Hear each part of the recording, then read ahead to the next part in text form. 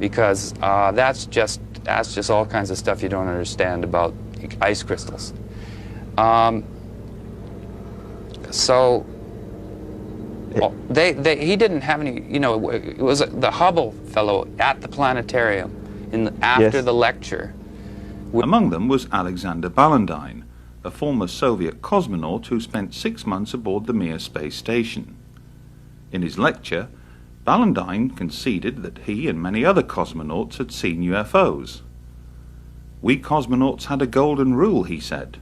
"If you see something strange, keep watching it, because you may never see something like it again." Later, Balandine shook the assembled audience when he claimed that future anomalous images observed and/or recorded in space would be shared between the Russian Space Agency, NASA, and a special forum of UFO researchers. This was an unprecedented announcement, delivered from prepared notes that would have to have been sanctioned by the Russian government, not least because Balandine was driven to and from the Russian embassy in Brasilia each day in a diplomatic limousine. Over breakfast, and with UFO researcher Boris Choronov acting as interpreter, Balandine assured Graham Birdsall that some UFOs reportedly seen by both American astronauts and Russian cosmonauts were very real. But when Birdsall ventured to suggest that some anomalous things seen in space might be secret Star Wars devices, Balandine said, "Of course, we accept this, but some of the things seen have nothing to do with these." Since that announcement, other former Mir cosmonauts have come forward to speak about their UFO encounters. There was a huge sphere. I think it appeared when we were over Newfoundland. The sea was in the background. It was shining, sparkling, of absolutely even shape. It shone like the balls that hang on trees at Christmas, greenish in color and all shimmering. It was impossible to take your eyes off it. And if further proof were ever needed that the Russian Space Agency meant what it said, then this sequence, captured by Russian state television from within Mir mission control, can only be described as proof positive. Note how the camera pans around the control room before settling on the main viewing screen. Was the subject of their attention these anomalous objects, seen in close proximity to the Mir space station?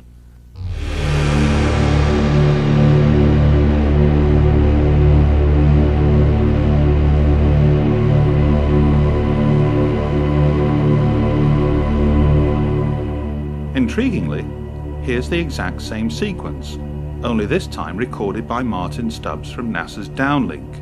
Compare the two. These objects are patently of interest to those watching in Russia, so might the same be true of their counterparts at NASA?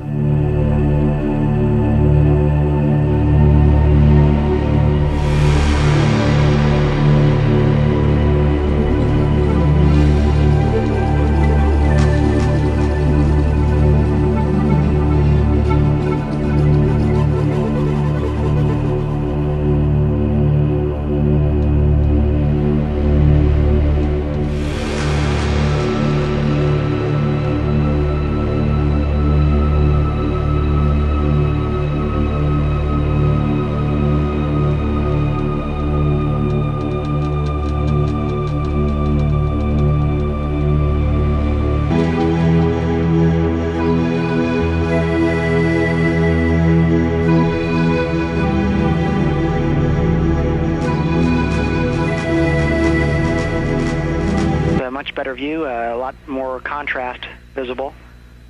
And how wide does that tether appear to be? It seems to resemble a much wider strand than we'd expect. Can you describe which way the satellite is visible on that strand?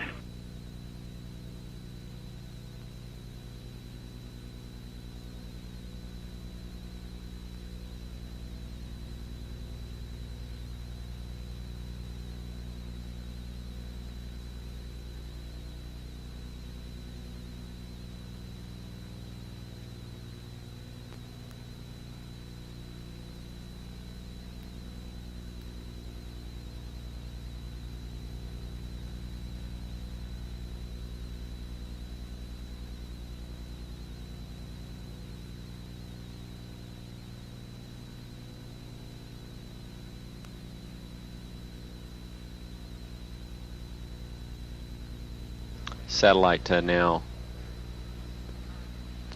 100 nautical miles. Charlie, completely unzoomed, and you see the full extent of the tether. I tried to adjust the focus, but I can't get better than that. Okay, Claude. Thank you. I'm going to zoom in now.